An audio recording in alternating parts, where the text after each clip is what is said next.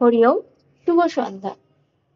খুব খিদে পাচ্ছিল, তো ফ্রিজে গাজর রাখা ছিল, তাই ভাবলাম গাজরের হালুয়া করা যাক। তার জন্য গাজরটাকে ভালোভাবে ধুয়ে ছাড়িয়ে রেখে দিয়েছি। এবার ওই গাজরটাকে ভালোভাবে ঘষে গ্রেট করে নিতে হবে।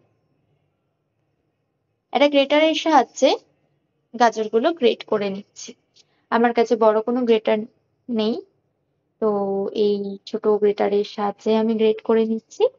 এটা আমার ছেলে যখন 6 মাসের ছিল তখন স্যুপের মধ্যে দেবো বলে গাজর, আলু, তার জন্যই কেনা হয়েছিল।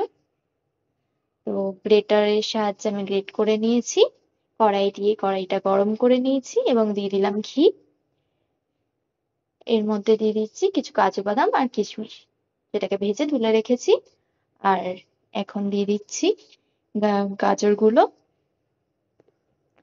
দিয়ে সেটাকে ভালোভাবে নাড়িয়ে চাড়িয়ে নিতে হবে, নালে লেগে যাওয়ার চান্স থাকবে। থেকে থেকে গাজরটাকে নাড়ানো নাড়িয়ে চাড়িয়ে নিতে হবে। ওদিকে আমার ছেলে দৌড়াদৌড়ি করছিল, হুড়োহুড়ি করছিল, তো তার পিছনেই দৌড়াচ্ছিলাম। ভালোভাবে নাড়িয়ে চাড়িয়ে নিয়ে এবার একটুখানি ওর মধ্যে এলাচ দিয়ে দিচ্ছি। এলাচ গুঁড়ো করে সেটা দিয়ে দিলে স্মেল আর টেস্টটা খুব ভালো আসবে। আর দিয়ে দিচ্ছি 1 কাপ দুধ। এবার এই দুধের সংমিশ্রণটা ভালোভাবে মাখিয়ে নিতে হবে, আর বারবার করে এটা নাড়িয়ে নিতে হবে। আমার ছেলে চলে এসছে, ওকে কোলে নিয়েই করছি। দিয়ে দিলাম 5-6 চামচ মতন চিনি। গাজরের হালুয়াটা একটু মিষ্টি মিষ্টি না হলে ভাল লাগবে না। এক হাতে ছেলেকে ধরেছিলাম আর এক হাতে রান্না করছিলাম, তাই আমি বাকি শটসটা নিতে পারিনি, সার্ভ করার শটসটা আমি নিতে পারিনি।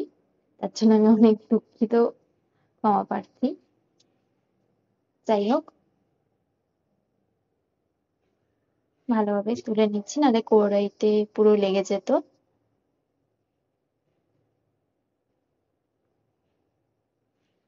আজকে সন্ধ্যাবেলা টিফিনের জন্য এটা করেছি, গাজরের হালুয়া। পুরো ঘেমে স্নান করে নিয়েছি, এই যে আমার